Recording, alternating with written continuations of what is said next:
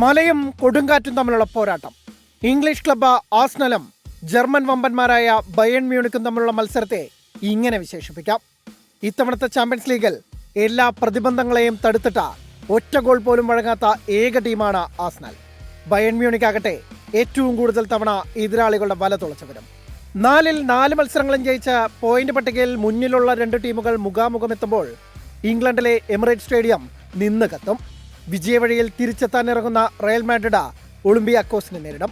കഴിഞ്ഞ മത്സരത്തിൽ ലിവർപൂളിനോട് തോറ്റ മുൻ ചാമ്പ്യന്മാർ ലാലിഗയിലും സമനില വഴങ്ങിയാണ് വരുന്നത്.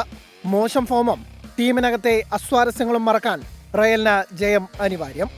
ജയം തുടരാനിറങ്ങുന്ന ലിവർപൂളാകട്ടെ PSV ഐന്തോവനെ നേരിടും.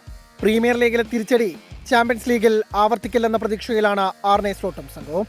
നിലവിലെ ചാമ്പ്യന്മാരായ PSG ടോട്ടനത്തെ നേരിടുമ്പോൾ അത്ലറ്റിക്കോ മാഡ്രിഡിന്റെ എതിരാളികൾ ഇറ്റാലിയൻ വമ്പന്മാരായ ഇന്റർ മിലാനാണ്. കഴിഞ്ഞ തവണത്തെ റണ്ണറപ്പുകളായ ഇന്ററും ഇത്തവണ എല്ലാ മത്സരങ്ങളും ജയിച്ച ടീമാണ്.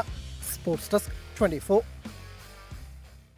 ലോകത്തെവിടെയായാലും ഏത് സമയത്തും 24 വാർത്തകളും ഓഗ്മെന്റഡ് റിയാലിറ്റി പാക്കേജുകളും എക്സ്പ്ലെയിനറുകളും വിശദമായി കാണാൻ ഞങ്ങളുടെ യൂട്യൂബ് ചാനൽ നിങ്ങൾക്ക് സബ്സ്ക്രൈബ് ചെയ്യാം.